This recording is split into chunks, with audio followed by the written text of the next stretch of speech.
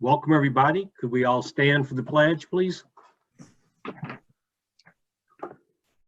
pledge allegiance to the flag of the United States of America and to the republic for which it stands, one nation, under God, indivisible, visible, liberty, and and justice just for all. for all. Thank you.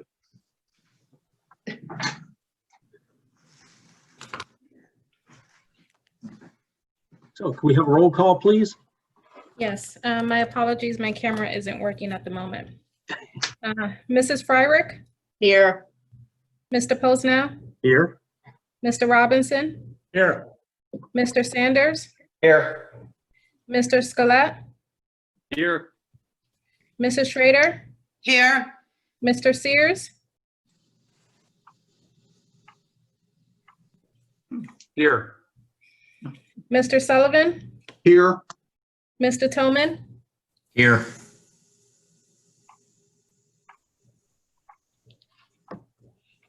Okay, thank you. Please silence cell phones and please mute yourself if you're not speaking. And I think everybody's probably read the comments online, but we'll give everybody a chance if Wendy can scroll through kind of slowly, let everybody take another look.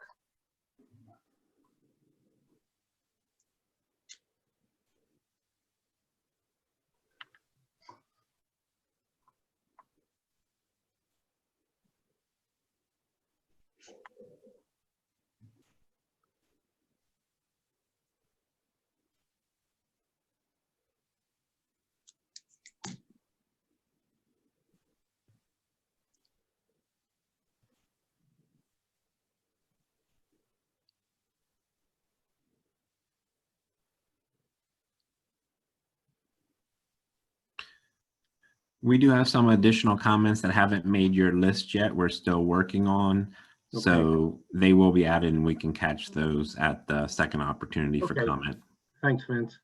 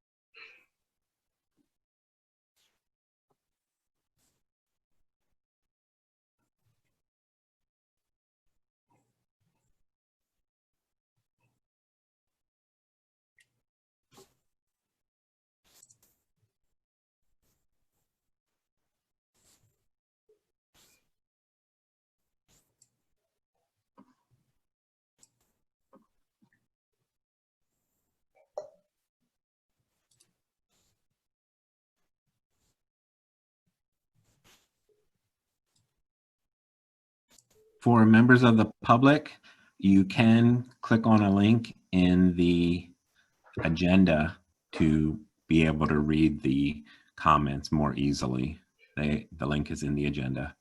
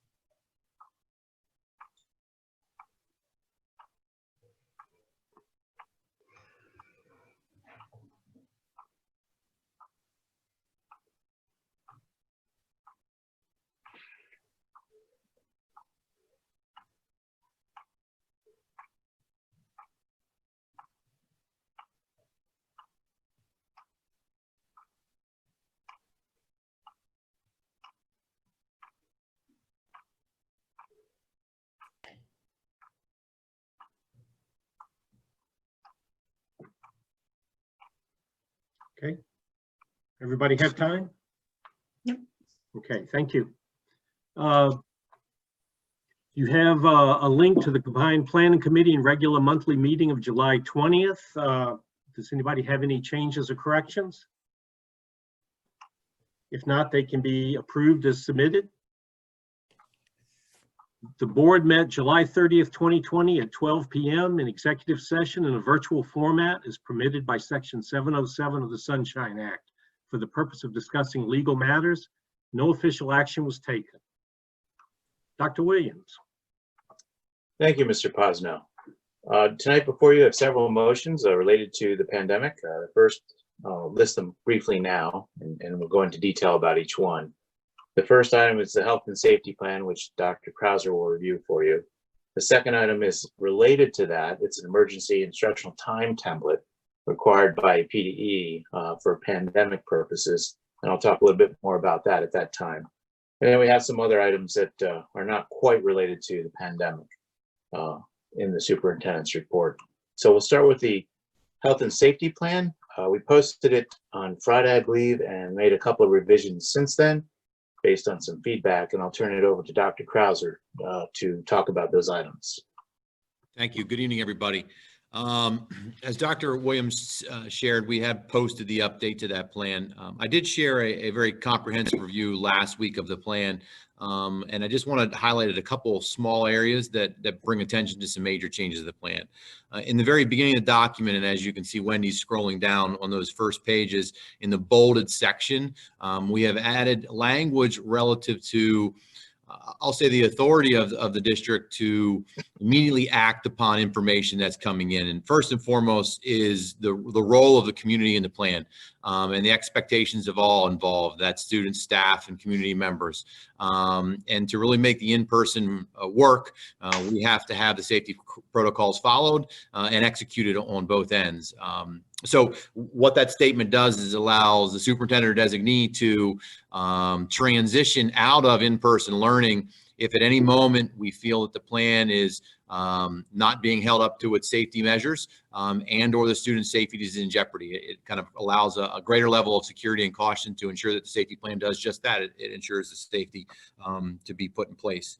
The second bulleted item that you see there is the pandemic crisis response team. We had shared last week that team is meeting on a weekly basis, but we also wanted to make sure we put in language there a little bit more specific that meeting is also responsive. If at any time the team needs to meet based on information that's coming in or a consultation with the Department of Health, that we can meet. And at that moment, the team can make kind of to the bullet ahead, the highlighted area above, that we can make decisions based on the best organization for the school. That may mean closing a classroom. It may mean closing a building. It may even mean closing the district as a whole. It may allow us to be more specific in our communication. Last week we talked a little bit about this, about receiving cases, positive and or confirmed, or positive exposed cases, and how we might be able to be more specific and I'll say more scalpel-like in our safety exercises to execute within the district, whether it's a certain region, certain area, certain bus protocols, but gives us a little bit more in depth in that. Overall, in the plan last week when I shared the presentation, I placed some asterisks before some of the changes that we had made based on the public health upgrades, as well as the information that we had received from the community and the board as well. And some of the big takeaways was, as we talked last time, was certainly referencing the order by the Secretary of Health, and that's clearly embedded in the plan throughout, the district's roles and responsibilities in following that order and how we'll respond as a district to do so. Also referenced in that plan is the reference to the recently released public health upgrades and guidance from the state, which has been very helpful. Last week, we also highlighted, and I shared quite a bit about the 6-foot separation and our social distancing protocols and our direct response to ensure immediate and specific movements to limit the number of students in classrooms and or public spaces and areas and learning areas. And that, of course, was one of the big changes that made that shift into that hybrid versus the original proposed model of a full in for the elementary division. They were a lot of the big ones. The other items that we talked a lot about last week that were changes was now the state has provided us a little bit more clear guidance in its relationship with the Department of Health and their communication protocols with the Department of Health and how we can work with them when responding to a confirmed case or probable case for that matter. We also talked a little about symptom screening last week, and I shared with you in that process the screening protocols the state has now provided us, which we're now executing both at the student level and the staff level on a daily basis. That in turn also provided the guidance that both mirror the CDC as well as the Department of Health with quarantining and that final recommendation of going through the full entire quarantine process under those case accounts and the exposure counts. Another item that I did share last week, and I think it's growing even more and more confirmation that it was important that we put in the plan, is our roles and responsibility in the education of stigma and the stigma associated with COVID-19. And that's just something that we feel is important to generate with both the student level and the adult level, so that everyone knows that it's not an area where students and or adults have a feeling of guilt, and it's certainly not something that COVID-19 has picked a certain age, gender, color, race, etc. It is a virus that is no boundaries. So they were the big components that we addressed last week that I shared in the overall review, and that have been open for that review and feedback. So I'll turn it back to Dr. Williams. Thank you, Dr. Krauser. So tonight, the last board meeting, the board has made a determination to go with a hybrid model for instruction, offering a 100% online option for parents and pending approval of the safety plan. So the safety plan that's before you tonight, if it is approved, we're in hybrid learning. If it is not approved, then we are into 100% online learning for all students. So that's what we're facing tonight. And now I'll turn it over to Mr. Posno for discussion. First of all, do we have a motion to approve the YSSSD Health and Safety Plan? So moved. Second. Okay. I will open it up to questions, comments, discussions.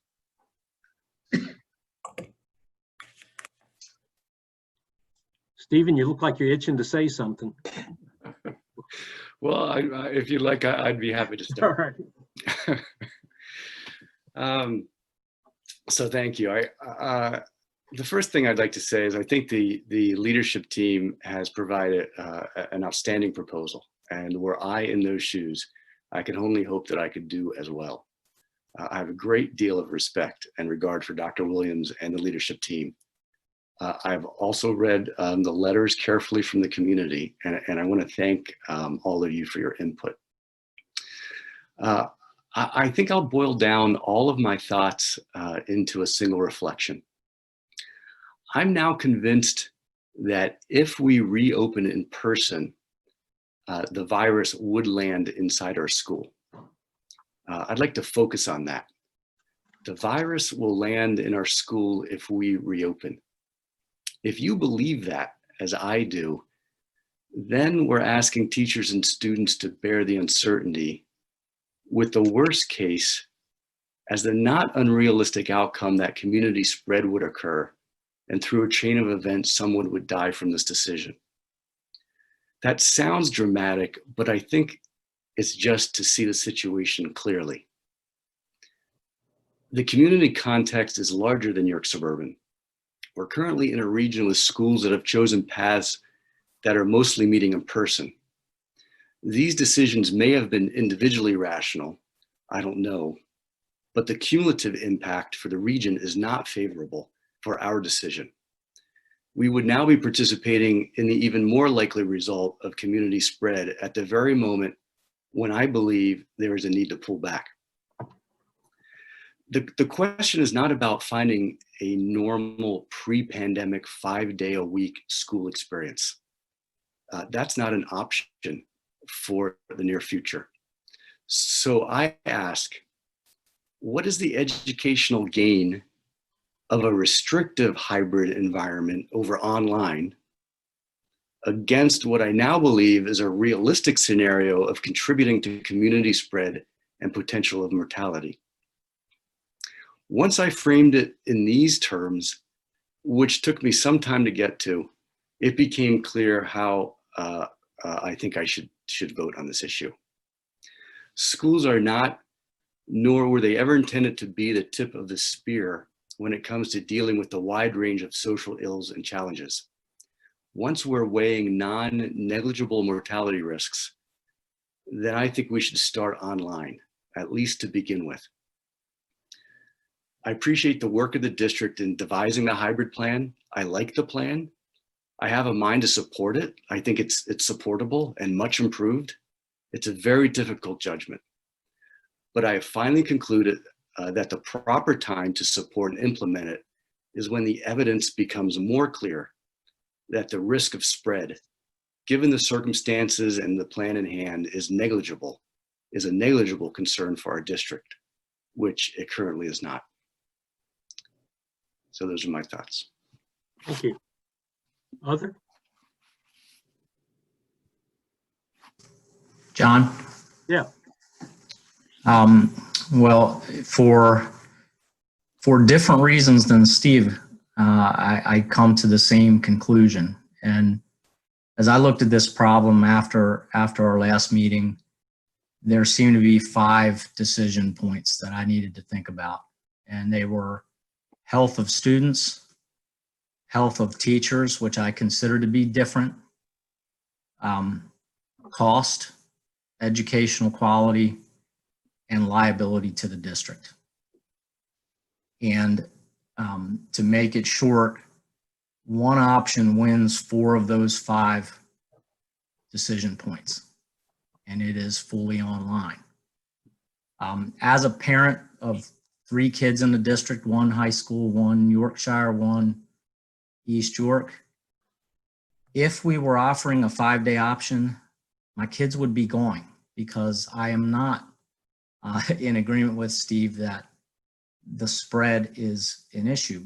But with that said, there are definite health risks that I feel would be serious, but not maybe lead to mortality. But it doesn't matter whether I feel that way or someone feels the other way.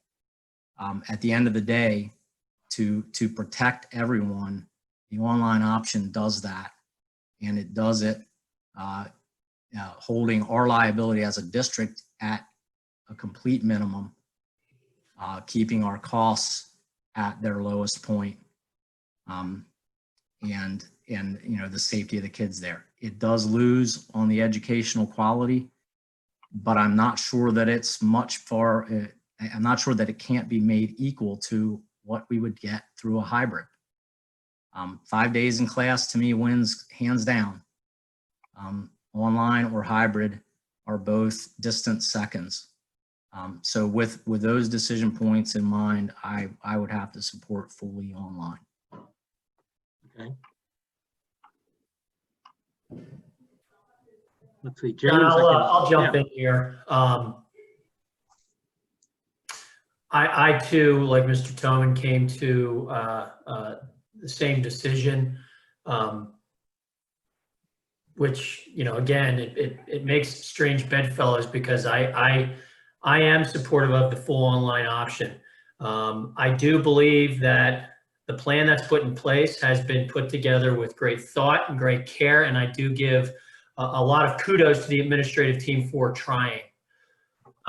Unfortunately, I'll add another element to this, and the leadership of this state, i.e. the governor, has put school districts in yet again an untenable position. Forcing mandates without giving any clear guidance as to how you pay for it or how you protect yourself against liability makes me it calls into question whether what has been pushed down upon all of the school districts across the state is really for the health and safety of the public or has political motivations. I don't know that answer, but all I can say is it's yet another burden that's placed upon the district and the district's employees to put in place without any tangible guidance. They're shirking their responsibility. And once again, we 9 folks here that are voting on this are put into this position. We're on the front lines of trying to figure out how this makes sense. And I agree, we should not be the tip of the spear in this situation.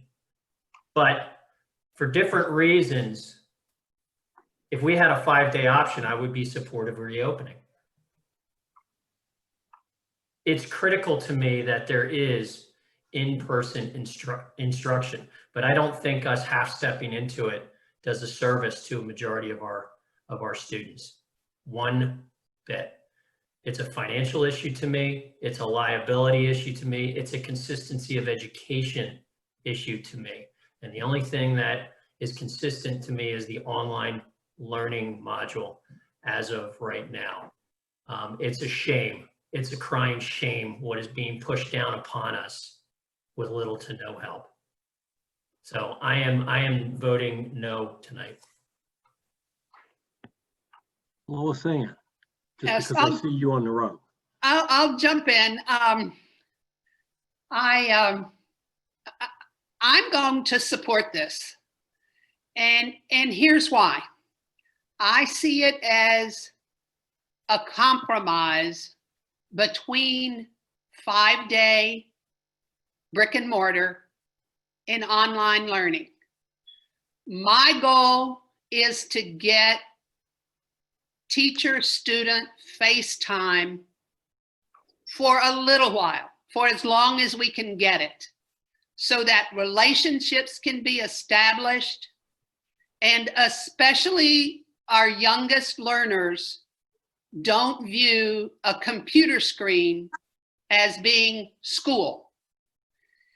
If it becomes inevitable, as it well may, that we have to shut down by our own decision or the decision of the powers that be, then we will have at least had some time face-to-face, masked and all, to get those students started. Perhaps it's as simple as showing them how the online process is going to work. Perhaps it's as simple as the kindergartner learning that teacher on the TV screen is real and cares about them. That's why I'm supporting it. It chaps me to no end that we have 9 well-meaning individuals who may or may not have good sense. I like to think that we do have good judgment, but that's debatable, let's be honest. are making this decision with virtually no help. I'm forever appreciative of our administrative team for doing what they're doing, for working as hard as they have worked and reaching this compromise. Personally, I could never in a million years for $1 million support 5-day brick and mortar learning. My heart goes out to the people who are desperate for childcare. And if I was in a different stage of my life, I'd be right there with you. I would be full-time employed. My husband would be full-time employed, and we'd have a child who needed care. I get it, and my heart goes out to you. And again, if we're talking about what annoys me, that annoys me that we get no help from business or industry in terms of childcare.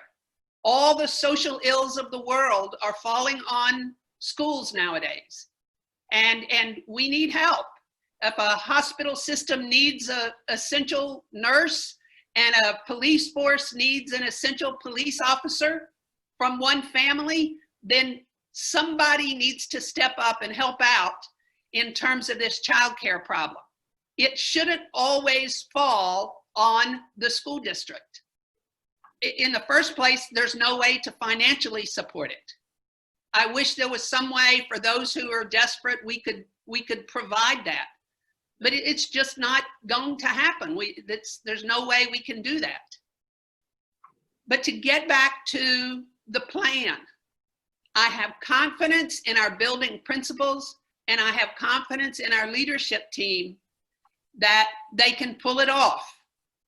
And I need to have confidence, and I'm maybe a little, stretching it to say that I have confidence in the community. We have to have parents who will do the health screening, who will not pump their child with Tylenol and say, "Oh, I hope you feel better, dear," and send them off to school. Let's be honest, that happens. And I get it when you're desperate for childcare that it probably happens more often than most parents would like it to happen. But we need that community support. I feel as though this is the least bad choice, if I can phrase it that way. None of them are good. But this for me is a compromise and allows us to have a little bit of face time with our learners and get some relationships established before the wheels fall off the wagon and we can't do it anymore. That's where I'm coming from, John. Okay, thank you. Rich, thoughts?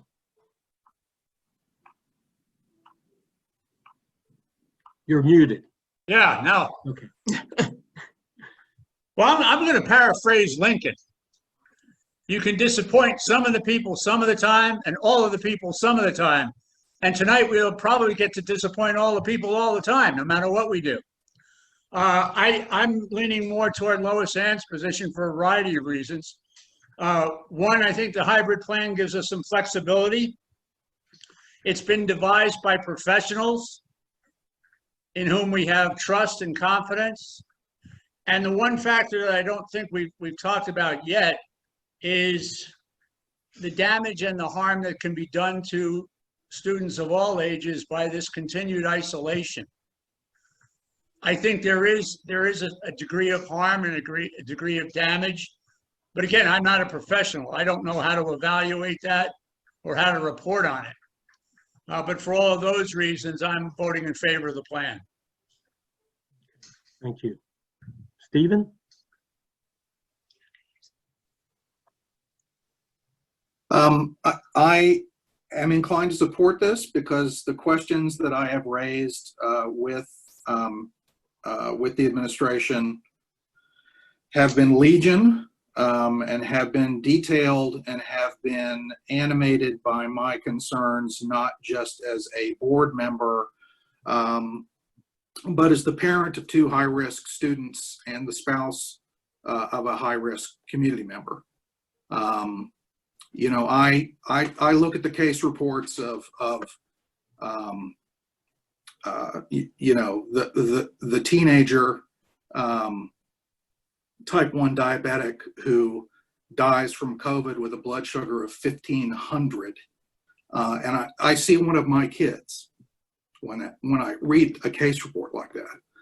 So I am acutely aware of the risks that this disease is presenting to people who become infected with it.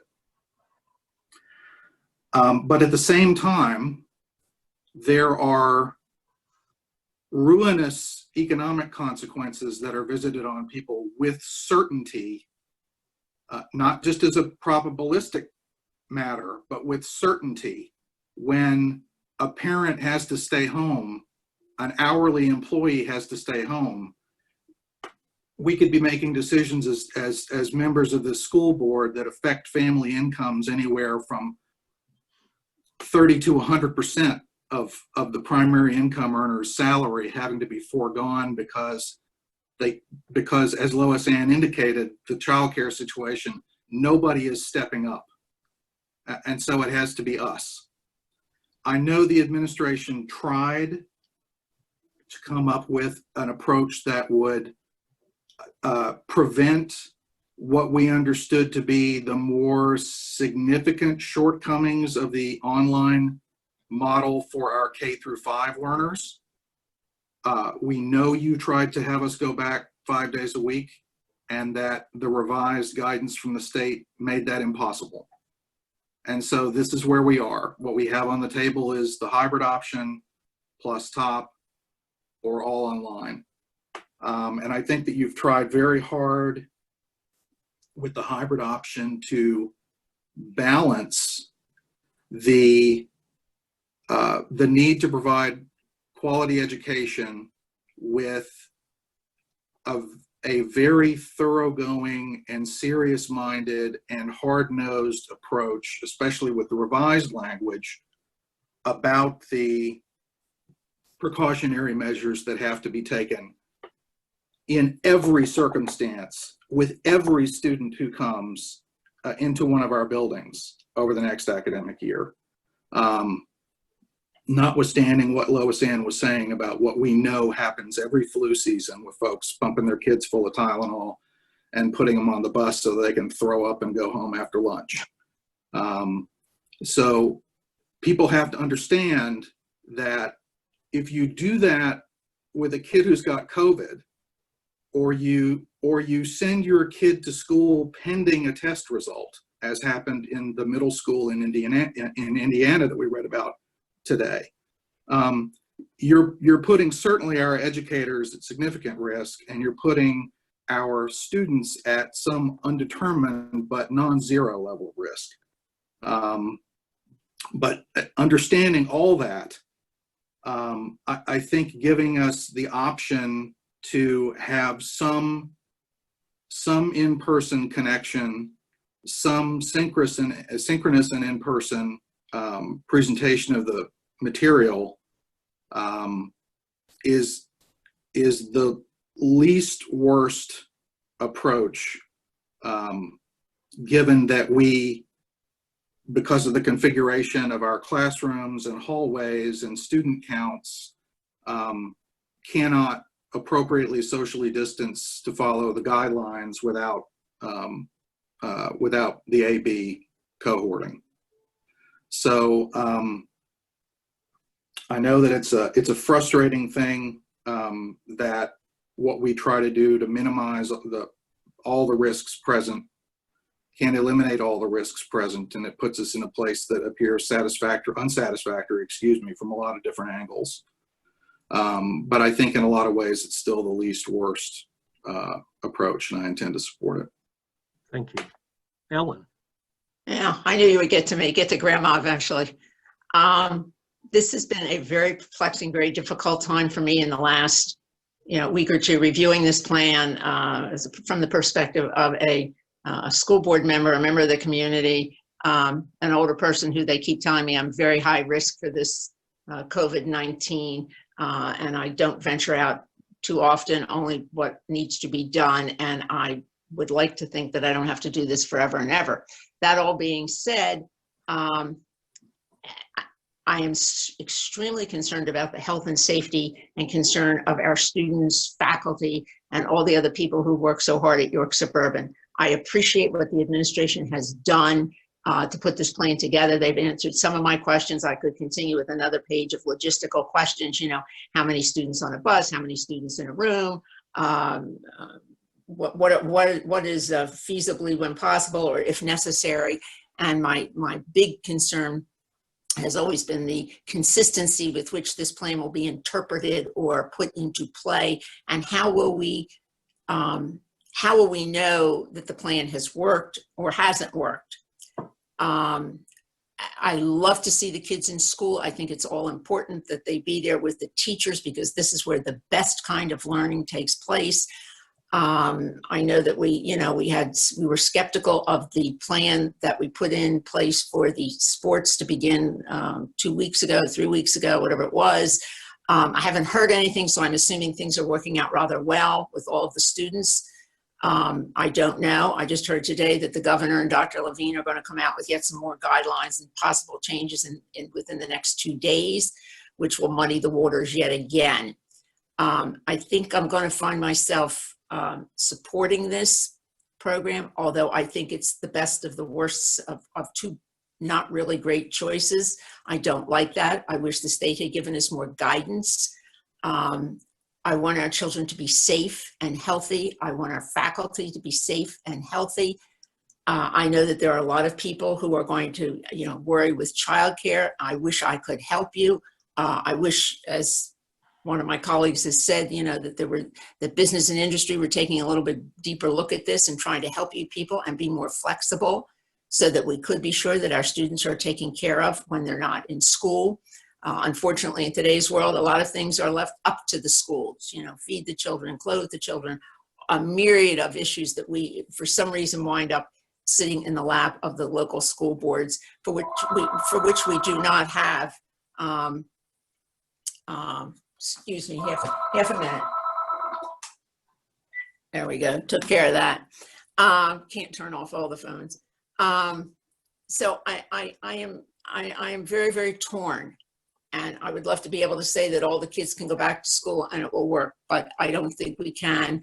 I would like to see us get started so that our youngest learners who have never been at suburban kindergarten, first grade, maybe second grade, and all those who are new have an opportunity, the district have an opportunity to meet some of our outstanding faculty members and get to know them, so that if we get to the point where things have to change, they have at least they've at least had a start and they've had some contact with these teachers.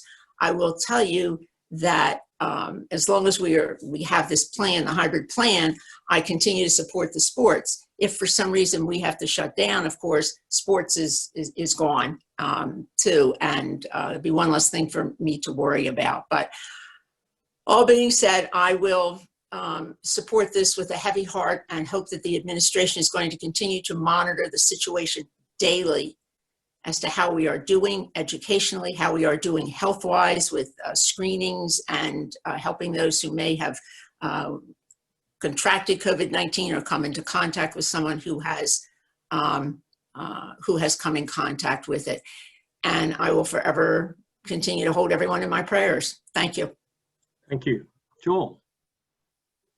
Yeah, I'd like to start with a question to Tim and Scott, and that really has to do with the process of creating the plan. This is a health and safety plan. It's not an academic plan. It's not a transportation plan. It's not an athletic plan. It's a health and safety plan. Am I saying that properly? Correct. All right, with that then, the question would be, do you have unanimous support from the faculty and staff before coming to the board? I hope I know the answer to that. There's nothing unanimous about anything. Unanimous means everyone. We have some consensus. There's consensus, yes. And administratively, it's very, very solid consensus. And are there provisions for those members of our community who, for reasons that are theirs, don't support this plan? We can support them and they can be a productive member of the community through whatever choices they make. Well, I think we have members, staff members, for example, who support the plan, but for their own health and safety reasons, they are volunteering to be online teachers. So we're able to accommodate staff members who are in that type of a situation? Well, I kind of think of accommodate as a soft word. We actually do have need for online teachers. So that's moving the resource where it's needed. Is that a reasonable way to put it?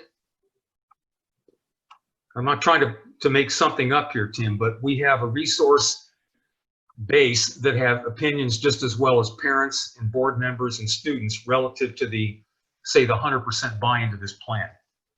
When I looked at it primarily as a health and safety plan, and that's what it took for me to get to the point where I could support it. It's a health and safety plan. Health covers a whole spectrum. It's not just physical health, it's mental health and everything in between.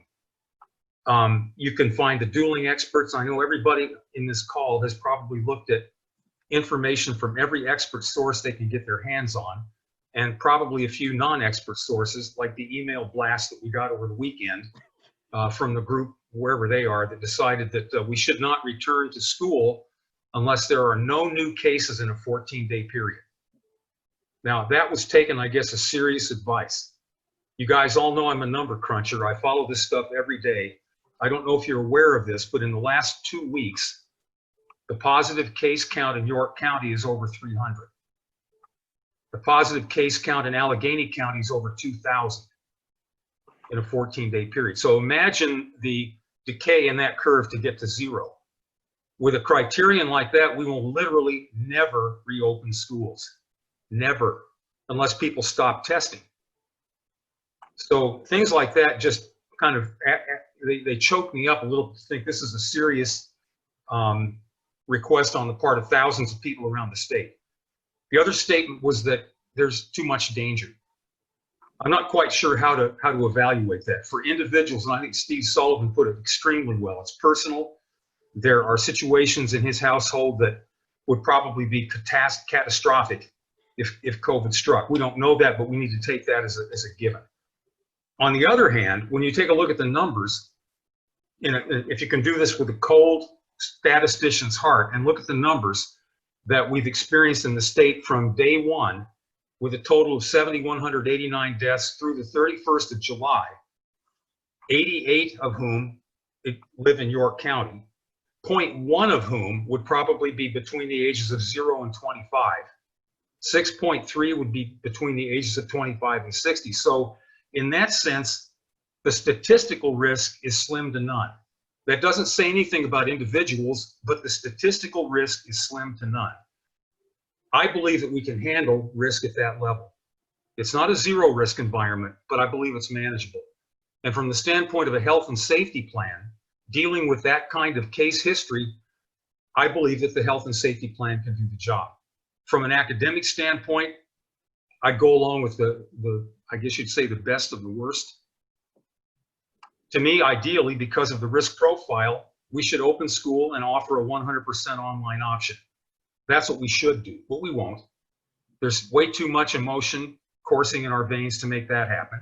And it's physically impossible if we believe in the guidelines that were issued by the Department of Health and by CDC. We simply cannot do the distancing in a normal 5-day-a-week environment unless somehow maybe we go on 2 shifts and run school from 6 in the morning to noon and then run a second shift from, say, 1 to 7 with twice as many teachers and God knows what in the way of transportation infrastructure to support that. So there are practical constraints as well. I've read the comments, and obviously you all have too. There's a wide range of opinion on this, a lot of emotion, a lot of science, a lot of conflicting science, a lot of facts that don't really support each other, but we hang on just as I guess, tightly to our opinions as necessary to make our point. Some contact is better than none. That's kind of a lame statement, but it's true. The little kids in particular need it. They need that contact, and thankfully they're the least vulnerable. Home screening, I'm very concerned about that, but I think with the additional emphasis that's placed in the plan, we can unravel this thing in the snap of a finger if the parents are not cooperating, and I think we have to be willing to do that.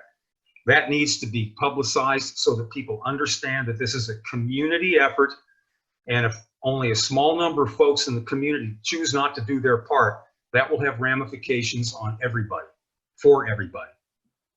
And that's extremely important. My assumption is we get no new money. We're going to live within the budget that was approved earlier. We may shift some funds around, but there's no new money coming in. I'm concerned about the academic performance management. In other words, are there red flags that might go up at some point? Again, it's health and safety, but we're putting kids into a learning environment that's really different. This is no longer the temporary fix that Forward Learning 1.0 was. This is the real thing, and it could last years, depending on how the Department of Health and CDC and so forth help us navigate these uncharted waters.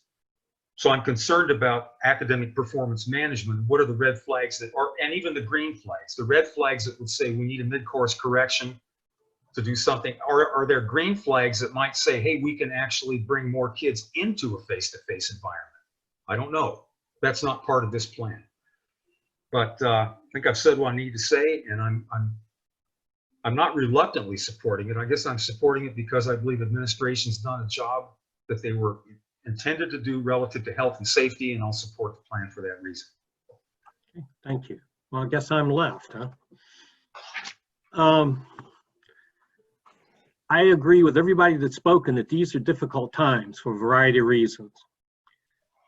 I looked at it and said that first, their primary objective is, as a school board member, is to provide the highest quality education for our students while making every attempt to ensure that a safe learning environment. Our understanding of the effects of the virus seem to be changing daily as more information becomes available. I spend a lot of time, kind of like Joel, looking at the data and reading public health recommendations from what I hope are reputable sources. I try to stay there and stay out of the other world. And although the effects on children aren't fully understood and the virus may appear to be less intense for children, there have been indications of long-term impacts. There's also been indications of children become carriers. Just recently, there was reported a summer camp in Georgia where I think the number was 60 or 70% that came away positive. So the concern is there. And we not only have our children to consider, but we have our faculty and staff to think about. I think many of them are in what we would consider vulnerable areas in terms of age and readiness. I've also heard arguments about the expense of multiple opportunities or options, and especially in light of our current structural budget problems. I'm sympathetic to those. In fact, I've been one of the people waving my arms and screaming about that for a while. But I'm not willing to solve our budget shortfalls by shortchanging the best opportunities for educational quality and student success. As we move forward, we can take further steps to address those. I just don't want it to be at the expense of our students right now. These are challenging times with no easy answers, but as we begin school, I certainly don't see any way to fully restart in a traditional fashion while maintaining this acceptable standard we talked about. I've heard arguments that other districts are fully opening, and why shouldn't we? I think we as a board are responsible for the health, safety of our students, our faculty, and our staff. So I am worried about York Suburban's people, not the surrounding people. As such, it seems to me that the hybrid approach in conjunction with the online options is the only viable option we have right now. It's not good. I would love to be all in, but I think the administration has convinced me that they can facilitate this. And I think if you know, to Joel's point, if things become greener as we move forward, we can certainly make a decision to come back to school in larger numbers. That's not part of this discussion, but certainly the opportunity is there with the safety plan. If we do all online immediately, I am concerned about the impact on especially the younger kids. I believe that teachers establish a bond with students and they learn students' capabilities early on. So that I think it's important to try to get that to happen before we find ourselves splitting up and doing all online if that becomes necessary. So I guess because of that, for the same reasons, I would support the hybrid option or the safety plan, I'm sorry. So with that, other thoughts? Mr. President, Yes. I've been communicating with Mr. Henry offline, and if there were timely received public comments at the time that we were supposed to be receiving those, we should get all of those before you actually do the vote pursuant to the Sunshine Law. So I Okay. believe he and Wendy have some additional ones for you when you have a minute. Okay, Mr. Henry, you're on. I did update the document, so you can review that directly. I highlighted ones that are most likely new since when we reviewed them originally. I will say to anyone listening that any comments added after the public comment session or time at the beginning of the session will be held till the end of the meeting.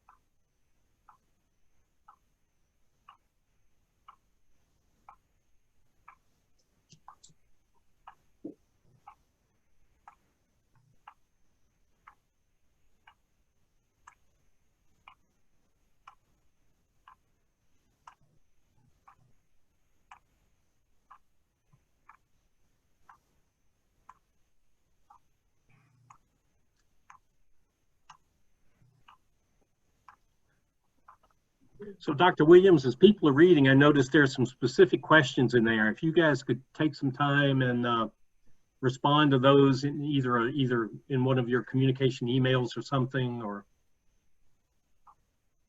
I think they're kind of functional questions. Right.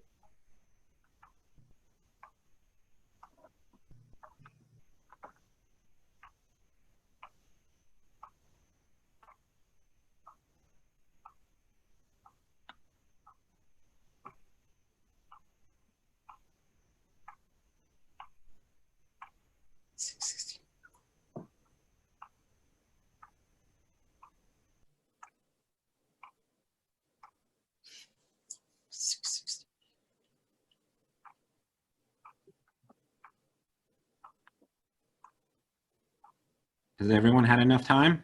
Mm-hmm. Yes, thank you.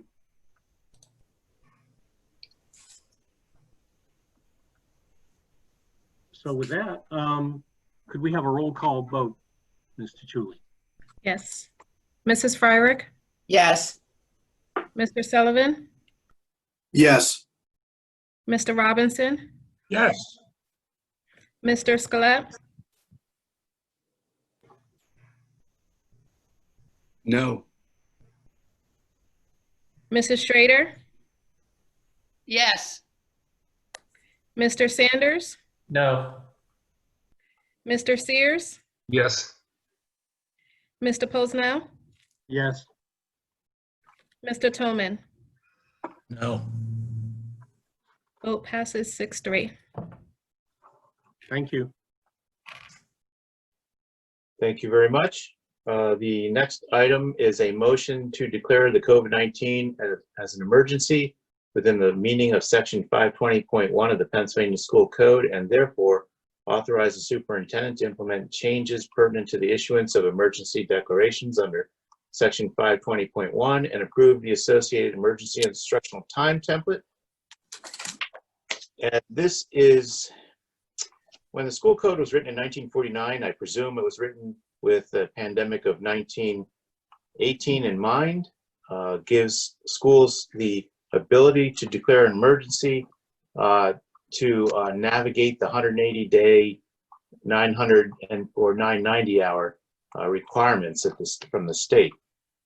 So we are in a pandemic now, and The template that you see on screen was provided by the Pennsylvania Department of Education, and we filled it out with the appropriate checkboxes. And as you look on the appendix of that document, if you would scroll down to that, Wendy, please, you'll see that we're required to outline what the schedule would look like for the various educational opportunities that we are providing.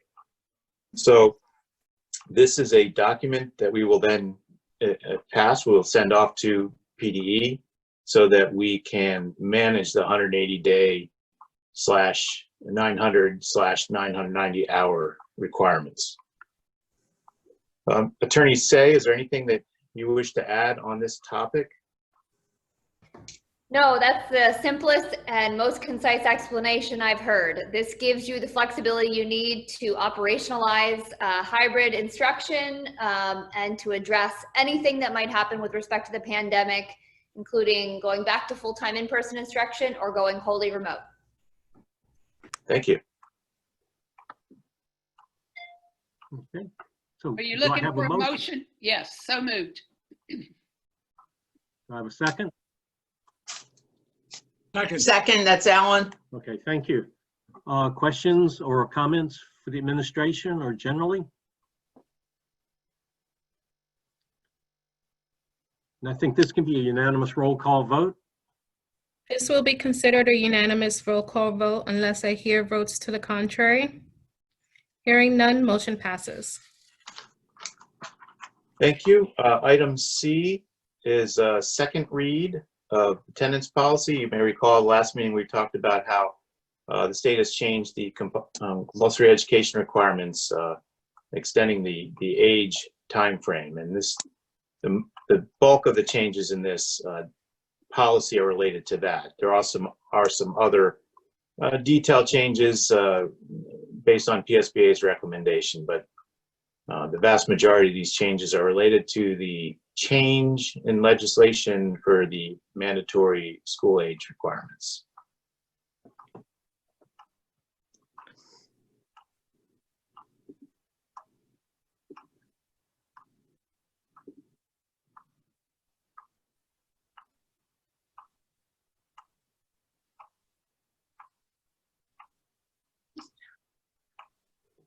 So since this is a second reading, are you looking for a motion? Well, we're looking for a motion at the next meeting. Next meeting, okay, thank you. Yeah, we're just looking, if you have questions about this policy between now and then, don't hesitate to reach out. Just a general question, Dr. Williams, this is Ellen. Have you any idea how this is going to affect York Suburban specifically in numbers wise or based on, you know? No, I don't think it's going to impact anything really, because by and large, common practice is to act the way the new legislation requires. Okay. So it's already common practice. I can think of one situation where we had a student with special needs whose parents decided they wanted to keep the child out of school until age 8. This would now prevent that. And whether we pass the policy or not, it's the law is the law. Okay. So that's the only case I can think of that would be handled differently under this legislation and this policy. Okay. Thank you. You're welcome. Okay, and item D, administration recommends the board approve a settlement agreement between the district and parents of a student. This is the item we discussed for student privacy reasons. This is the item we discussed in executive session. Do I have a motion? So moved. Second. Thank you. Questions or comments? I think this can be a unanimous roll call vote.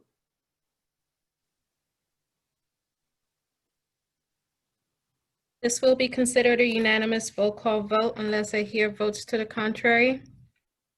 Hearing none, motion passes. Thank you very much. And the last item under the superintendent's report are administrative reports. We have tonight Dr. Gully and Dr. Adams. I'll ask Dr. Gully to go first. All right. Thank you, Dr. Williams, and good evening, YS school board members. This evening, I wish to share a building report along with some elementary division information. Mrs. Irwine placed some screenshots of our summer flooring projects that took place both at Indian Rock and East York. You will notice the two on the left is the all-purpose room floor that we had installed. And that was the original floor that came up since 1972. So the same floor that's down with Indian Rock is the same floor at East York, that composite. An interesting fact is that material they've used is 4 times harder than concrete. But they did a great job of removing and installing. And you also notice that the East York Library floor is a wooden laminate, which really brightens things up. So again, very happy with the crew. Mr. Gerling reviewed, and the crew was in and out in about a month, and just very happy with the job that they did. In addition to that, moving along, I would like to just recognize the Indian Rock PTO. Most recently, they did purchase a yearbook for all of the students at Indian Rock, free of charge. And back in July, they had a distribution here at the building, along with many home deliveries, making sure that every student received a yearbook from this past school year. As difficult as it was back at that time in March that we left, we had several pictures, and we're still able to celebrate through that yearbook. But again, kudos to the PTO because they are amazing and they deserve much recognition in helping support our students. Also this week at the elementary division, each building, we do have a Chromebook collection. It took place today, tomorrow, and Wednesday. The idea is that we want to collect the devices that we had back from the spring and the summer usage, get them cleaned up and ready for redistribution in August. And I'd like to shout out to our paraprofessionals for taking their time to come in to help manage that collection process in each of our buildings. As you heard from many of the comments this evening, the summer months have really been spent preparing with the start of a new school year. And with the vote this evening for the hybrid model, that's something that we've planned for, obviously, as one of the options. And I know the school board, the administration, principals, all of us have really been fielding a lot of questions about from families on the different models of instruction that we have, whether it be the all-in, the hybrid, forward learning, or even the top. And really, I just want to send something, comments out that the education of the different programs, our parents, our families have really inquired and trying to make the best decision for their students. I think it was hit upon this evening as well. Obviously, when kids do return in a couple weeks, the health and well-being is being supported by all of us with our proper safety protocols that we have in place. And obviously, the academics will be key, but also we know that students are going to experience those social emotional development needs. We touched upon it earlier that relationships are the key. So I know that while we still have the concerns for the health needs, we are looking forward to reestablishing those relationships and routines with our students to give them the best possible education they can receive. From a building perspective, as far as getting things cleaned and ready to go, a thank you goes out to our district custodial maintenance staff for their diligence in getting our buildings prepared for the reopening. And also with tonight's hybrid model approval, just an FYI that each of our elementary building principals will be communicating with our families later this week to provide an overview of what school is going to look like when we come back in a hybrid model. Our traditional in-person back to school night obviously is going to have to be canceled, but each of our buildings will be providing video links that will be sent out to families from, of course, the principals, the counselors, the nurses, and the teachers.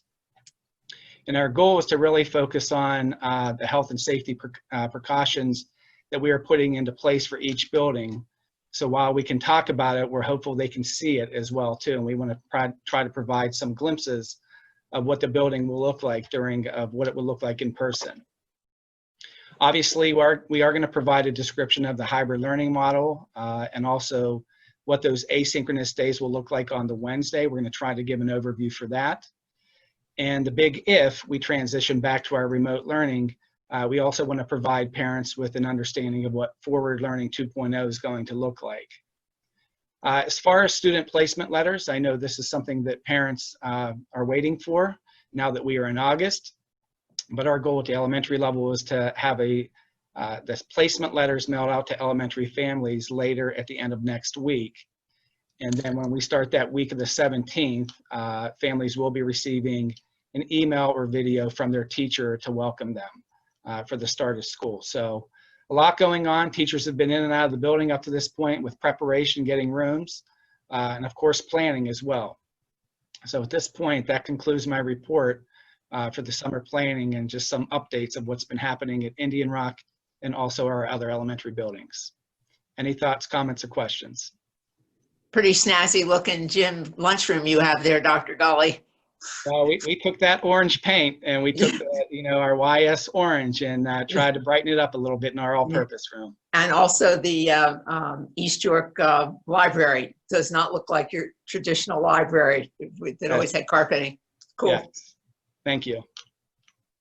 I would just like to add thank you to the administrators. This idea of communicating with the families, this of all years, that's going to be key. I know as an old guard educator, I was taught communicate early, communicate often, and that's what you're doing. And I appreciate that. I think that's something that all families will value and appreciate. So thanks for that. Yeah, and I'd like to also emphasize that point that I received emails from parents complimenting the responsiveness of administrators. And so I extend my thank you to all of you for the way that you're trying to be as responsive as possible to the concerns of parents. Thank you. All right, Dr. Adams. Hey, good evening. I have a couple groups that I want to bring some recognition and thank you to tonight. First is our LINC crew, just as the administrators and the teachers and school board members and families have been wondering what's going on and working through these challenging times.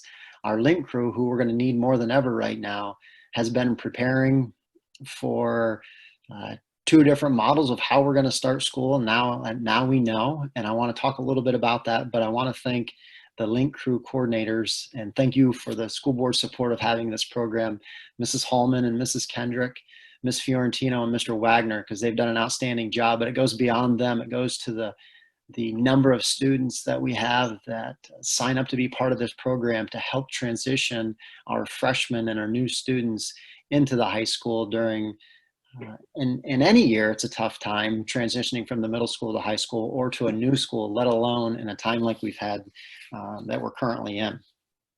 So we're looking forward to bringing the freshman class, and I know the LINC crew is looking forward to bringing the freshman class, the 2024, into the high school. And the Boomerang Project is the parent program to LINC crew.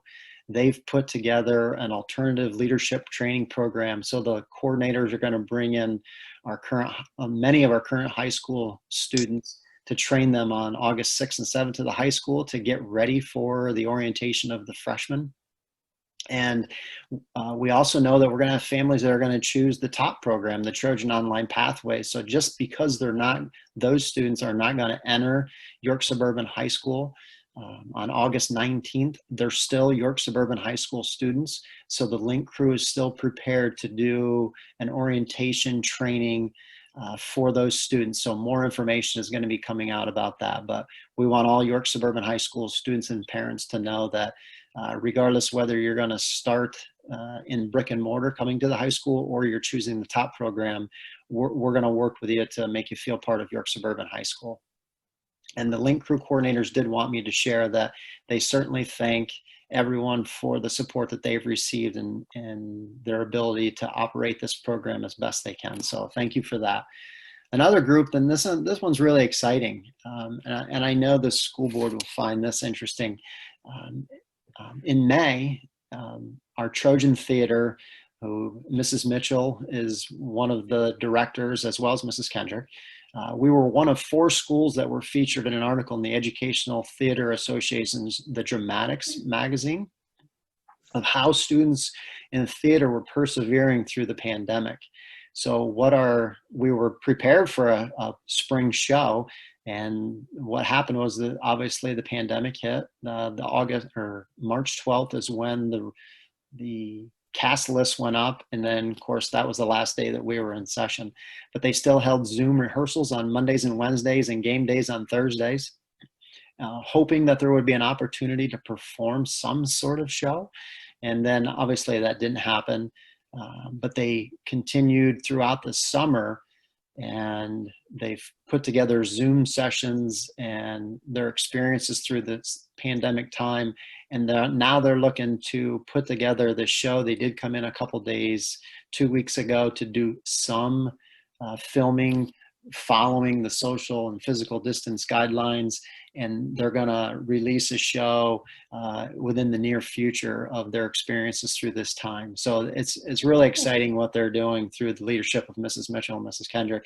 And now they're also looking at ways that they can record shows and produce them if we are in a remote learning environment where they can't get together and rehearse live sessions. So the opportunities that the students are having, the experiences that they're gaining from this unfortunate time, hopefully will become very valuable learning lessons for them. Also want to thank Mr. Gerling and Mr. Injurdo, Mr. Seipel, our head custodian, and his crew. Our building looks fantastic. The hallways, it's an old building, obviously, but the hallways look great. They do a fantastic job of getting our building up and ready for the students and staff to come back. So I definitely wanted to thank them.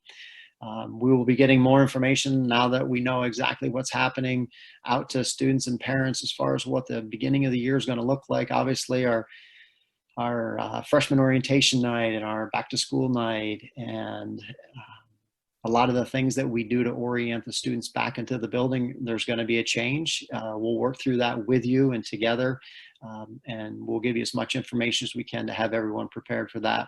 And ultimately, it comes down to finding the positives. And we've said all along that through this difficult time, there will be things that we're going to learn, that we're going to continue to use, and we're going to grow, and we're going to become better for it. And I assure you, from the high school perspective, and speaking on behalf of the colleagues of the administrative team, I know that we're going to do that for the students and the parents of this district. Thank you, Dr. Adams. If there are no other questions or commentary, the superintendent's report is concluded. Thank you. Ms. Tuchuli.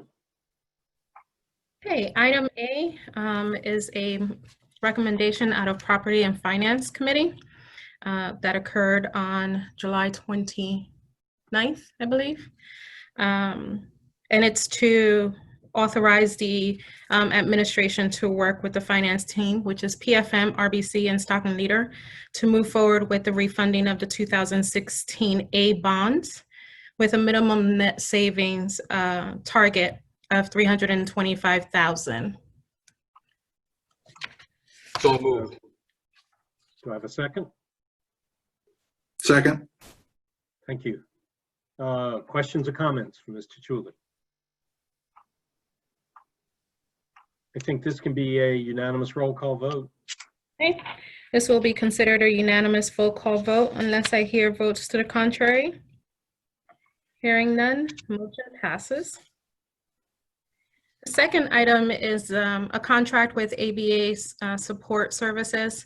As we discussed during the 2021 budget development, this contract service is in lieu of a full-time certified behavior specialist. The ABA Support Services will be providing some observation, data collection, and staff training as it pertains to behavior analysis. And I believe this is budgeted, and we've spoken about it in numerous occasions during finance committees as well as during board meetings. Motion? So move. Second. Was that Lois Ann or Rich? Both of us. Okay. Questions or comments? This can be a unanimous roll call vote. This will be considered a unanimous full call vote unless I hear votes to the contrary. Hearing none, motion passes. Item C is a contract service with Go Formative, and I will turn it over to Mr. Henry to provide the board with some more information. Okay, sorry. Also looks like, I don't usually use my camera. It turns out my new camera may not currently be on. So this product is a product that we've been using, the free version, for several years, and it's been very popular, especially at the high school, because they can do math formulas and create math formulas. You can actually write, on the screen and on the formulas there as well. The big new feature that we get with the purchase version is to be able to provide audio responses from students, and also for teachers to actually create questions, comments, explanations with audio for assignments, quizzes, tests, any sort of assessments. We also have the ability to share those as a common assessment across the building now, that multiple teachers can use those same assessments. And one of the other features teachers like is you may have a question where you can go ahead and ask the question. You can prompt the students to show their work, so they not only have to answer the question, but we'll be able to provide you work. And again, we have the audio response and the pen response are two of the key pieces. Any other questions? Before we get to the questions, do we have a motion? Okay. So moved. Second. Thank you. Now, questions? None? Okay. This can also be a unanimous roll call vote. This will be considered a unanimous full call vote unless I hear votes to the contrary. Hearing none, motion passes. My last item for board vote is the authorization or approval of the P cards and spending limits. So this is an annual approval as recommended by our auditors. There are no changes outside of staff replacement. So Ms. Mason and I replaced Ms. Mason, and Dr. Sneddon replaced Mr. Shirey. Do I have a motion? So moved. Second. Thank you.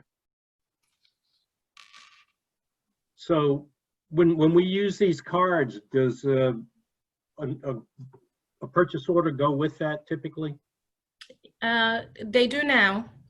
We have a P card manual where their policies, not policies, procedures are outlined for administrators or users of the district credit card.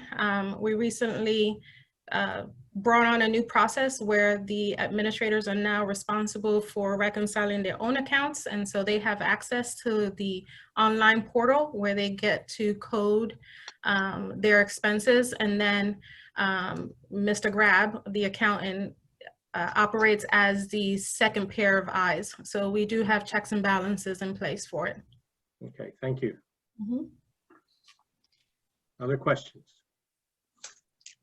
I think this can be a unanimous roll call vote. This will be considered a unanimous full call vote unless I hear votes to the contrary. Hearing none, motion passes. Okay, and so I'm going to share my screen.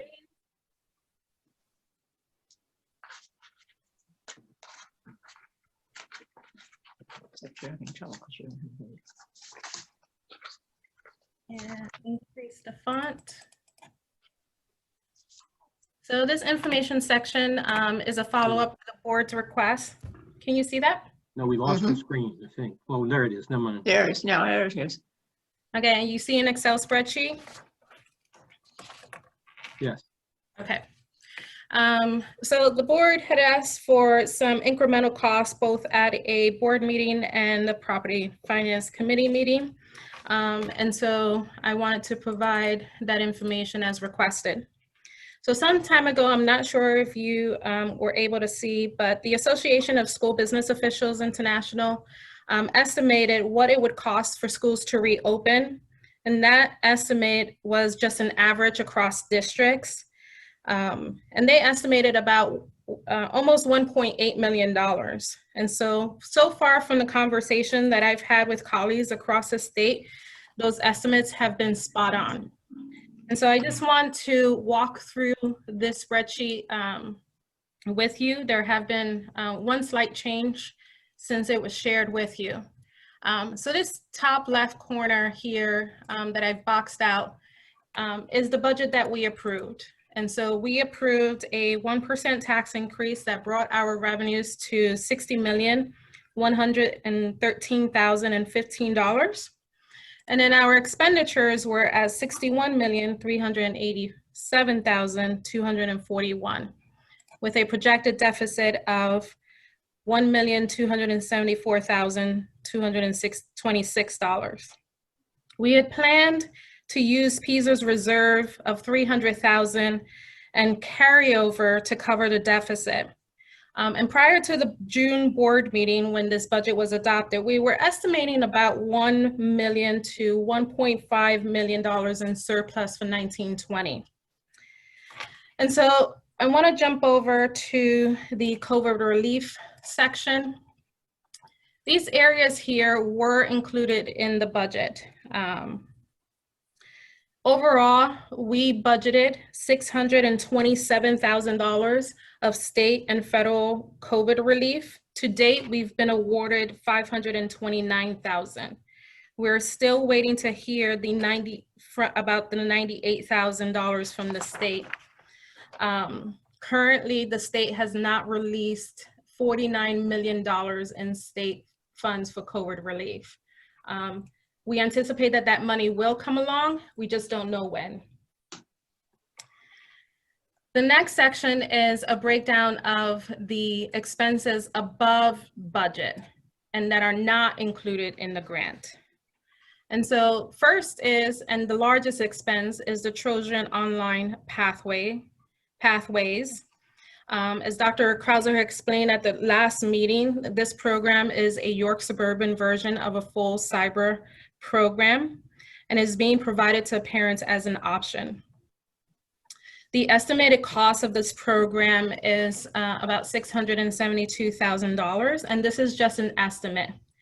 The majority of the cost is the $446,000 for teacher prep. So that includes salary, pension, and Social Security. In addition to that, let me back up a little bit. What's unique about our program, unlike other school districts, is that this is our curriculum. And so we're taking our curriculum and moving it to an online format. So it's not a prepackaged program. It's not, something that we've purchased from another vendor. However, it contains just the core curriculum. Anything above the core curriculum, so specials, languages, and things like that, will need to be purchased at this time. Our goal is to move those items as well as part of our curriculum, the way that we have for our core curriculum. So that cost ranges between $168,000 to $225,790. And I've just used the higher end of that range to come up to $672,000. This is where I intend to use that budgetary reserve that we have planned for, and that's $500,000.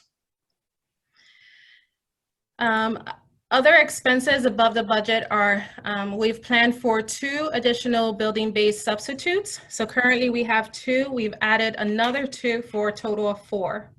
And we're anticipating 150 days, but that's really dependent on governor's orders and how we move forward with instruction. This PEMA grant money, so prior to COVID relief monies being announced, PEMA came out with a grant, but after the COVID relief money was announced, they backtracked a little bit and said you have to spend your COVID relief money before you can be eligible for PEMA.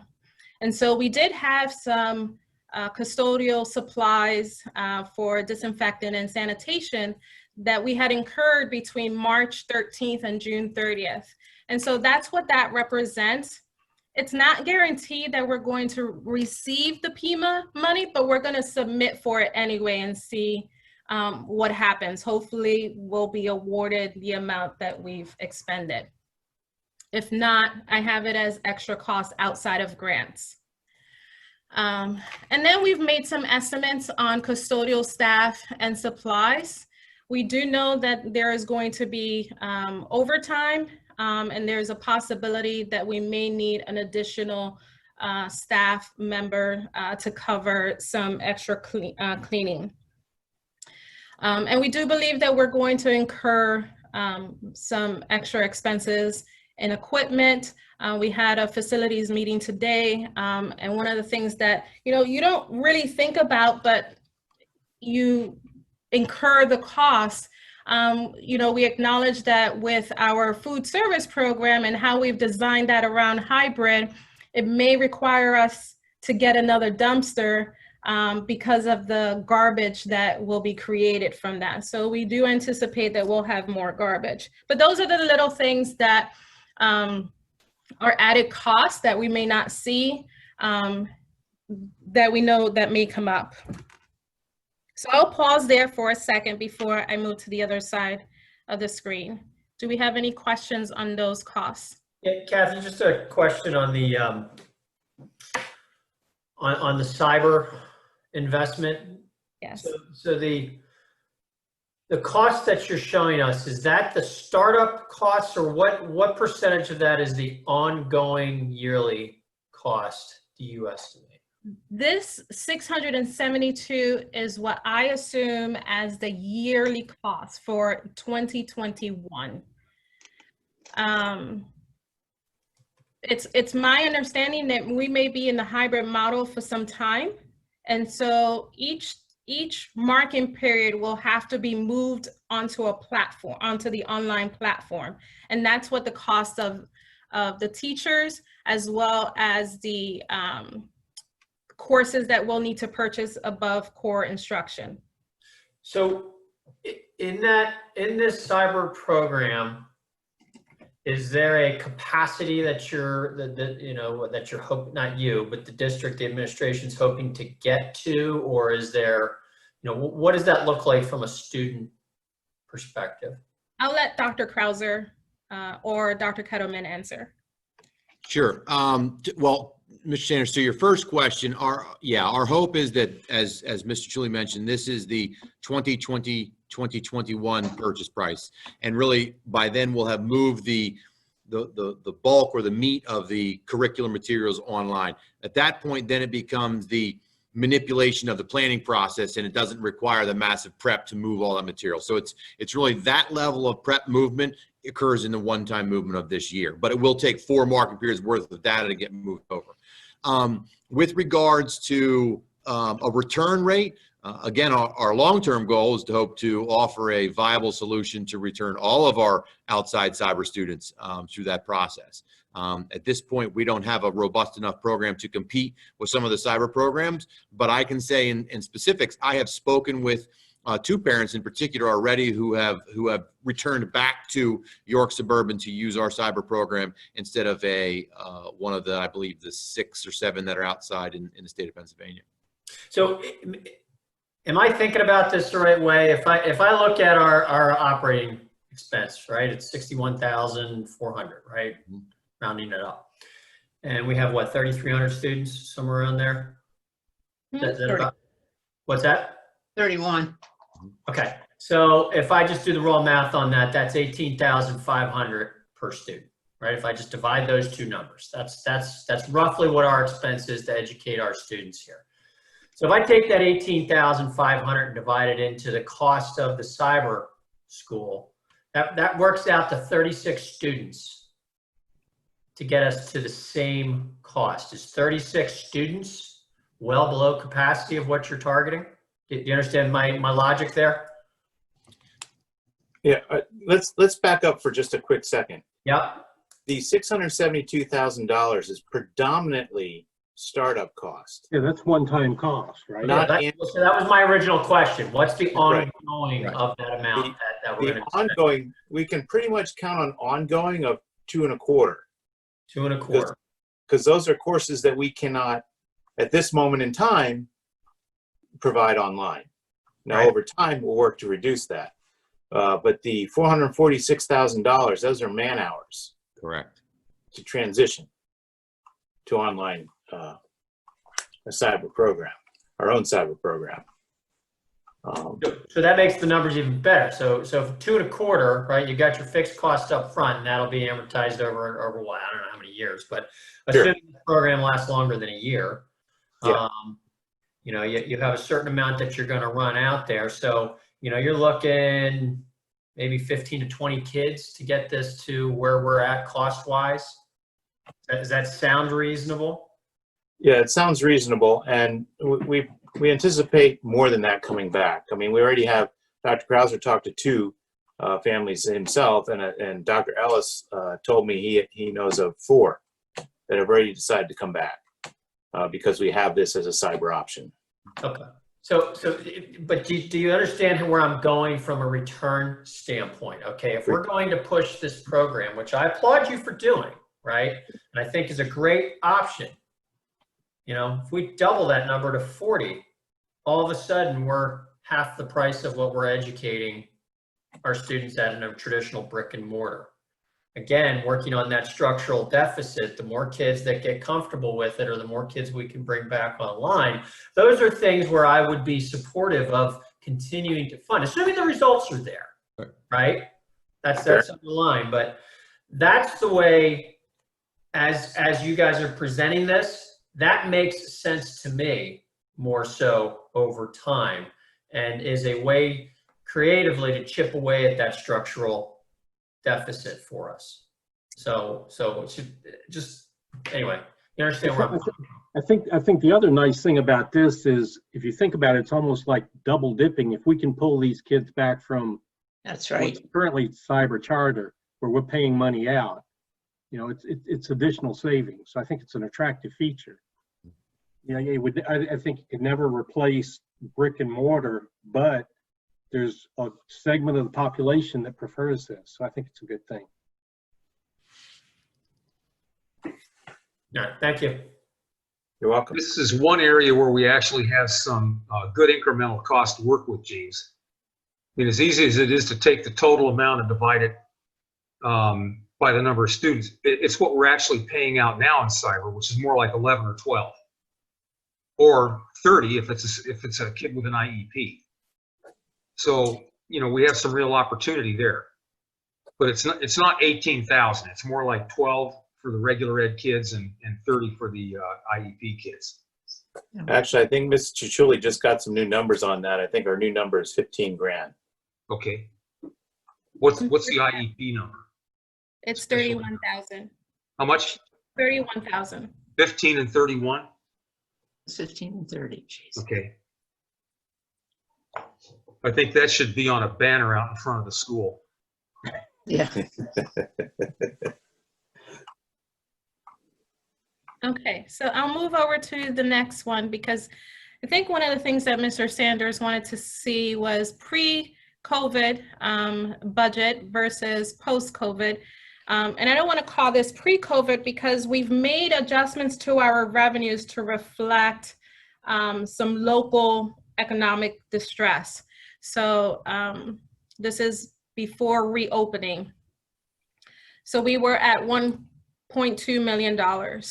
Our total expenditures above the grants come out to about $1 million. And then we can assume that there are going to be some savings with us being in a hybrid model and kind of in the yellow phase structure. We can assume that, you know, we may realize savings in field trips or athletic transportation. Those are not guaranteed. As things start to get better, we may open up those areas again. And I apologize for the typo here. I have two I's in people transportation. But we also can assume that since we're not running our buses 180 days, and instead we're running them 150 days, that there would be some transportation costs for regular ed students. And we factored in some additional costs for disinfecting buses. And so we've conservatively estimated about $220,000. Now, if our special needs vans require some social distancing, which we're looking at now, it may eat into those savings. So while we're not incurring additional costs, we're cutting into the potential savings. So we're anticipating, but we're also cautious that we may incur some transportation costs if we need additional vans. And so if we're able to get some savings out of transportation, there's $376,777. Now, there are other savings that we can realize. In 1920, we realized some savings in supplies and in equipment. We haven't done the analysis on energy savings, but I anticipate that there were some savings there. And so these are just ones that, that stick out. So if you take the old deficit with the added expenditures, it puts us about $2.3 million for a new deficit. We factored in the $500,000, the $376,000 for the savings, and then the budgetary reserve that we've planned for. So if you recall, we took $500,000 out of reserve for unanticipated expenses, which is coming in handy as far as the TOPS program is concerned. And then we agreed that we would use the carryover surplus and the pension reserves. And so that number is $1.474 million. Kathy, and I thank you for pulling this together. I know we've made a concerted effort this year to really reach out to our legislators, thanks to Rich and Joel. I think this number, keeping track of it on a running basis, should be done, whether that's monthly, or every other month, so that they have it in their back pocket to pull out and say, look, this is our incremental cost as to what this whole COVID issue has impacted us on top of what we already show them as the structural deficit we're facing. So in the event that there is some level of federal or state relief funding coming out, we're not trying to reinvent the wheel here and come up with our costs last minute. No, that's a great point. We have been tracking expenses since March 13th. We have a good Google spreadsheet that is shared between the administrators. If something needs to be purchased that is COVID related, they put it on that Google spreadsheet. Thank you so much. Just a stray thought on the teacher prep time for TOP and the extent to which that's a renewable resource. What's the average amount of time when we license something like an ELA module that we are allowed to use that without having to renew it? Because I would hope that whatever curriculum we develop for TOP is not so closely tied to licensed materials that when those licenses expire, we have to start all over again. Correct. Well, most of it's linked to the core curriculum in the classroom, so it would cycle the same way we would in our regular curriculum cycle. But the resources are again, independently developed based on that teacher and that teaching section. But to your point, no, we have been cautious to make sure that the entire, I'll say, structure of that particular section or course isn't hinged upon the resource. But the resource is a part of that regular curriculum cycle. Scott, on that point, have we procured licenses to some of these specialty modules? Everything that we're doing with our regular curriculum serves in the same capacity it was as it satisfies our instructional component. Any of the items that we would have to do a la carte, you know, as Mr. Shuling mentioned, there are some courses that we just have not caught up on the build, and or the possible solutions that we're working with right now of either streaming them live in from the current sections that maybe Dr. Ellis has in the high school, or ones that we have to purchase a la carte. Those are licensed through those individual vendors that we would not be impinging on them. Does that mean we have not licensed anything yet? Meaning, have we? Anything new? I'm sorry, say that Something again? that would have to be procured from a third party that we can't or have chosen not to develop in-house. Well, until we have. Something outside the core. Right. We won't select those until we have the individual students selected to determine what their schedules look like. But we already have that licensing so at the high school level, actually K to 12, we have a license agreement already with a vendor, OdysseyWare, which we use in our Lincoln Edge programs, that we can purchase a la carte programs, and they have a massive collection of courses that we can use. We've been using them for quite some time in the high school for certain students that might need one course that we can't satisfy. At this point, we might have a few more courses that we would need to pick up for some students, but we're also working at viable solutions for some of these courses that we might be able to either stream them directly into one of the courses that's offering inside the high school. And if we can't accomplish that, or we haven't built that course yet in top, that's something we would have to get a la carte then. Well, using OdysseyWare as an example, is that licensed by the course, by the student, or some combination of the two? It's set up by course.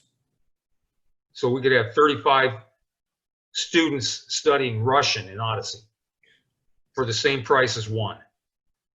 No, it's individual. It's per seat. Okay. It gets worse. Thank you. Mm-hmm.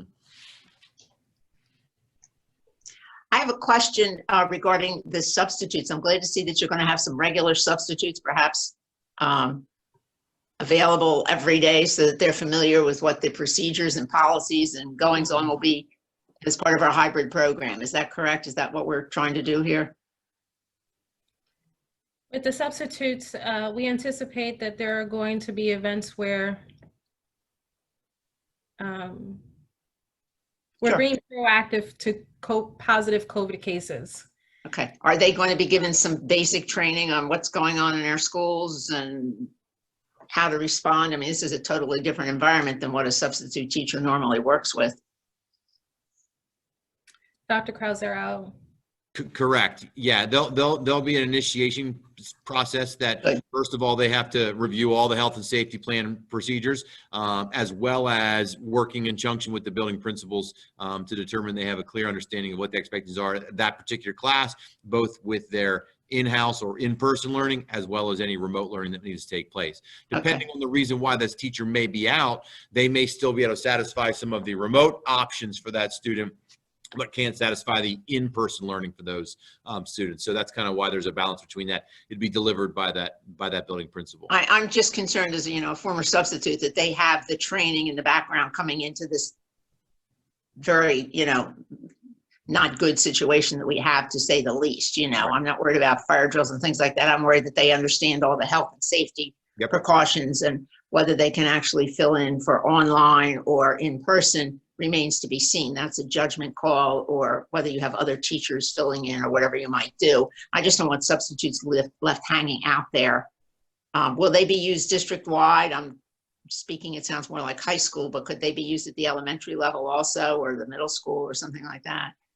Yes, they will be used district-wide. They don't have a particular assignment. Good. Okay, thank you.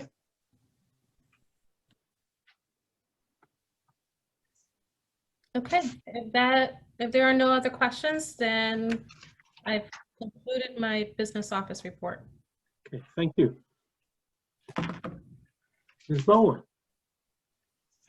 Hi, everyone.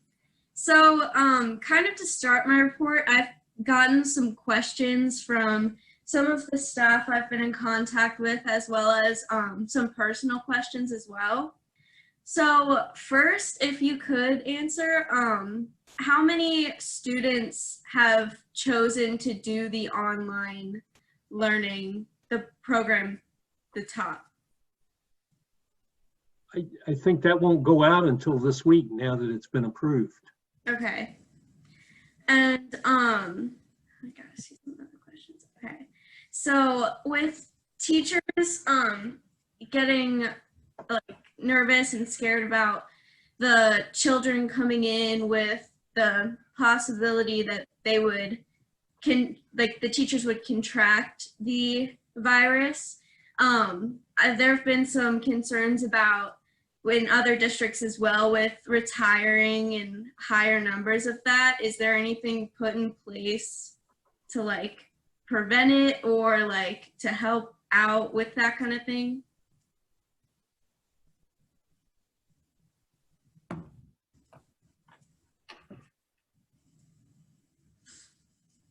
You're muted, Tim. Sorry about that. I'm not sure exactly what you're asking. Well, I've gotten a question about like if staff were to retire or leave the district during the school year, would staffing be an issue?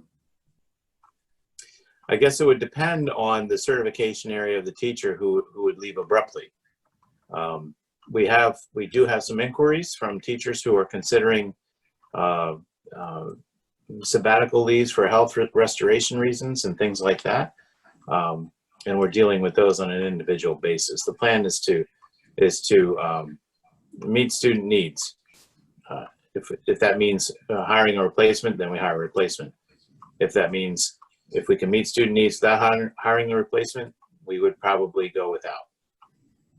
Okay. So this leads to my last question. So, well, personally, I just got back from the beach last week, and to ensure that I wasn't passing anything to my sports team or to my coworkers, I had gotten tested for COVID, even though I didn't carry any symptoms. And it's been 10 days now, and I haven't gotten a result back. And I was just a little worried about with school if I were to do that and actually had symptoms and I hadn't gotten a test back for 2 weeks with like the problems that they're having going on in the testing and stuff like that. I was just worried with schoolwork and stuff like that if teachers would be or are ready to accommodate their work for students who are out because of testing backups. Yes, we're working on ways to ensure that students can continue their education if they have to self-quarantine. And first of all, kudos to you for getting tested. Seriously, I wish more people had that kind of a philosophy about their personal well-being, especially if they've gone to a hotspot. So kudos to you for that. And if more people do that, we're all better off. However, if you have to wait 10 days or 2 weeks for results, it doesn't do us a lot of good. So the system needs to be more responsive, I would say, so that could help us out a little bit. But yeah, it depends on the individual, what class they're in, what grade they're in, what courses they may be taking. But we'll be working to find ways to allow the student to continue continuity of education. All right, thank you. And so I have some more news with student council. We've been meeting over the summer, and so they've decided that there's probably going to be some sort of homecoming court and queen kind of thing that's online over the summer. I mean, not summer, over the fall, to make that still a fall thing, but we're planning to reschedule the actual dance and that kind of stuff, hoping to do it later in the year. So our voting registration committee, they've emailed eligible students that are 18 before the voting date, and so their goal is to get 85% of the 85 eligible students registered to vote by mid-October. And for Minithon, our flocking has been very successful. We've gotten over 1,200 dollars raised so far, so that's pretty good. It's still going on, so keep a lookout in your neighborhoods for those little flamingos in people's yards. And additionally, there's going to be a number of students. They're registered for a leadership summit on Friday for Minithon, so they will be doing that online. And yeah, that's pretty much. Oh, and to answer your question from last week, Mrs. Frederick, I'd gotten in contact with Ella Dunmeyer. She is a part of the Green Club, and she said that once they get back to school, they need to do some research with the light angles and everything, and hope to have it in the science wing. Oh, good. Good. Thank you very much. You're welcome. Thank you. Carly, can I just ask you a quick clarification question? And thanks for the update. Can you run down, where were you getting your questions from again? Were they from students or? Well, some of them have been from Mr. Whiteley has been in contact with me, asking me a few things based on staff concerns. And some of the questions that I had were just personal mainly. And no, there's been a few other concerns throughout my family and that kind of stuff. So. Okay, thank you. Carly, I have a question for you. I've seen the pink flamingos, and I suppose I've heard about it on some level, but talk to me. Tell me what that's about. I'm not sure I know. It's just kind of a fun fundraiser that we're doing to get everyone back together in the spirit to start doing community things. And yeah, it's just a fun thing where you can put these flamingos in your yard, in your friend's yard, and it's like a total secret. And so we've been having students sign up with, they can either have helpers or just go by themselves. And we wear masks and gloves and make sure we follow all the social distancing stuff. And so yeah, it's just been a fun thing to do over the summer with quarantine and still be able to see friends and do something for the school. So basically, I hire you to go put the pink flamingos in my friend's yard, and the organization benefits. Yep. Minithon. Good deal. I like it. Thank you. Yeah. You're welcome. Okay, thanks. Thank you. The committee meeting schedule is posted, and Mr. Robinson, personnel. Thank you, Mr. Posnell. You have before you the personnel report, which includes resignation, reappointment of fall coach, leave of absence, and memorandum of understanding. Would any board member like any of these items considered separately, or are there any questions on any of these items? If not, the chair moves approval of the below mentioned items. Can I have a second? Second. Thank you. And I'm assuming there were no questions or comments, so this can be a unanimous roll call vote. This will be considered a unanimous roll call vote unless I hear votes to the contrary. Hearing none, motion passes. Mr. Sears, Property and Finance. Okay, Property and Finance minutes of 6:10 are attached. Committee met twice since we last had a board meeting, once on 7/22. Had a presentation from the business office relative to adding 2 positions and to try to make that work out so that the net impact on the district budget is about the cost of half of an FTE. There was also some discussion of the return on investment from adding that position, and one of those areas was called medical access payments, and there might also be an opportunity to streamline some real estate tax collections. We also met on July 29th, and we had the presentation from PFM that was discussed earlier in Kathy's business office report, in which we approved this evening. And that's my report. Okay, thank you. Mr. Robinson, have you talked to any legislators lately? Sadly, no, Mr. Posnell, but it sounds from what Mr. Sanders has suggested, I sense there are going to be some conversations in the future. In addition, the acts that we've talked about over the past couple of weeks, Act 38 Act 73 and Act 75 have all been signed by the governor. To refresh your memory, Act 38 deals with cameras on school buses to nab those scoundrels who pass school buses without stopping. Act 73 is relief from EKG mandates that were on the books. And Act 75 is an extension of property tax discount periods. Basically, that's it. I think the hot action going forward will be pushes for liability and mandate relief. So look for an op-ed on those subjects sometime soon. That concludes my report. All right, thank you. Ms. Ferrari? As far as the LIU-JLA is concerned, I have just gotten information today that the York Learning Center will be opening, which means I assume then that the LIU classes that are held there will also be taking place.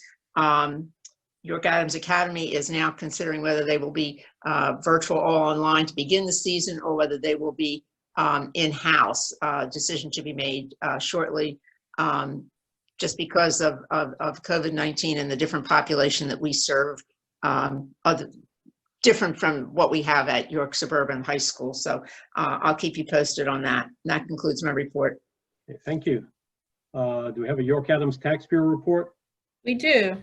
So the TCC met on July 27th, and I have a couple of updates. The TCC had its annual 2019 audit, which was a clean audit with no finding. And in full compliance of Act 32. The 2021 collection rate was set at 1.85%, which is the same as 2020. They also set the tax collector bonds, 4 million for York and 1 million for Adams County. In addition to that, they shared some unemployment rates. York County for the month of May was at 12.20%, the state of Pennsylvania at 13.10%. January of 2020, York County was at 4.1% and Pennsylvania was at 4.7%. The year-to-date tax collections for EIT, so last July, and these numbers are from July 20th of 2019 compared to July 20th of 2020. Our receipts in July 2020 were $186,852. July 20 of 2019 was $206,798, for a difference of $19,945. Year to date, we've collected, receipts have come in for 2020 at 1.9 million, and 2019 they were 1.988 million, with a difference of decrease in revenues by $80,000 to $280,000. And that concludes my report. Thank you. Ms. Schrader, York County School of Technology. Yes, just encourage all of you to take the time to read the mini board report that you have received. And I'd also like to share with you that the Joint Operating Committee for the School of Technology approved a reopening health and safety plan. School will open with 2 cohorts of students attending every other day based on last name alphabetically. The plan also reviewed the in-person and virtual instruction model, training and professional development, cleaning protocols, transportation, cafeteria capacity, and staff safety. The authority meets on Thursday, and just to share that the construction for the new gymnasium is moving along nicely. And that concludes my report. Okay, thank you. You have a link here for all of the calendar and upcoming events. And I'd like to take a minute to thank everybody that has sat through tonight in what is kind of a difficult time for all of us. The board meeting schedule is posted. And Mr. Henry, do we have any additional comments from the last look? We do have some additional comments, and I'm sharing them now. Okay.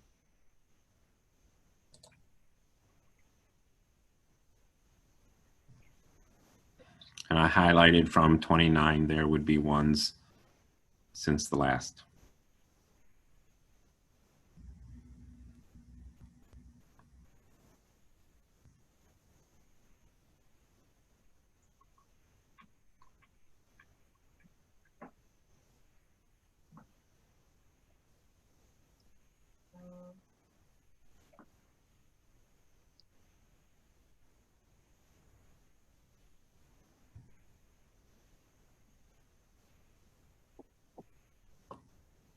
And there are some functional administrative questions in there that I will leave to the administration.